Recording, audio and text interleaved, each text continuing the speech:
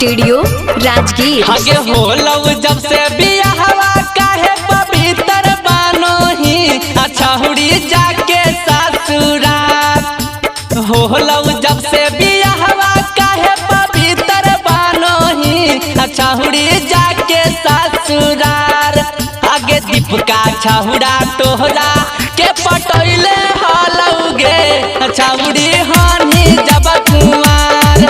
रंजितवा छहुड़ा तोहरा के पटैले हलौगे जब तू हानि कुमार। आगे एगो दूगो नाही तू त रखल हानि गे छहुड़ी चर गो यार। आगे एगो दूगो नाही तू त रखल हानि गे छहुड़ी चर गो यार। रौशनमा छहुड़ा तोहरा के पटैले हलौगे छहुड़ी हानि जब कुमार।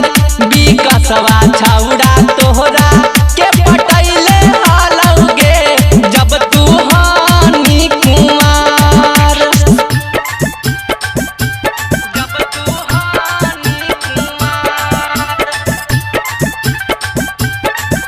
विकसवा छहुड़ा तोहरा डीजे कंचन राज हाजीपुर वैशाली।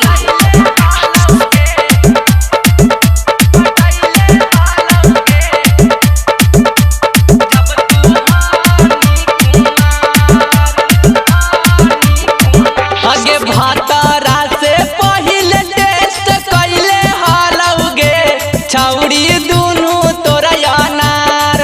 आगे भातारा से पहिले तोरा चिखल हलौगे छहुड़ी पकल तोरा अनार। आगे रबिया छहुड़ा तोहरा के पटैले हलौगे छहुड़ी हानि जब कुमार।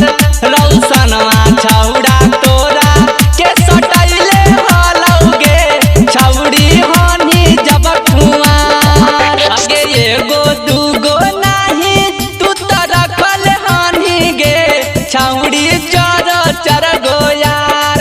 आगे एगो दूगो नाही तू त रखल हानि गे छहुड़ी चर गो यार।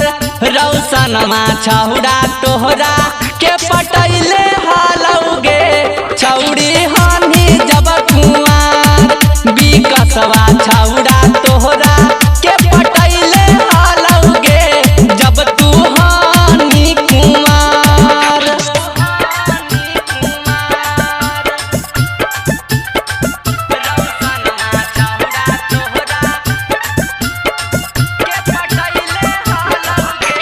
डीजे कंचन राज हाजीपुर वैशाली।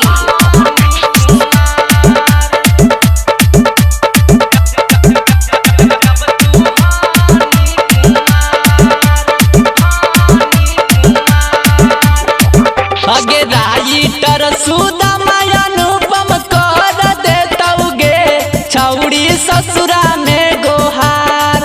आगे यो जीतो शर्मा सुदामा कर देतौगे छहुड़ी ससुरा में गोहार।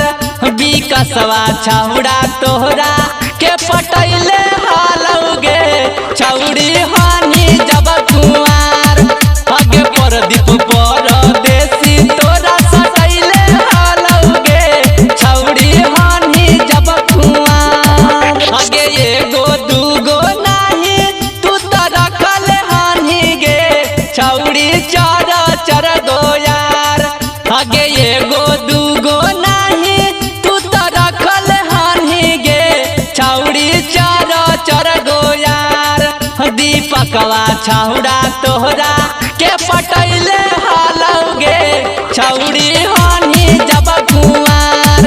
आगे रबिया छहुड़ा तोहरा के पटैले हलौगे छहुड़ी हानि जब कुमार। Shivangi recording studio Rajgir.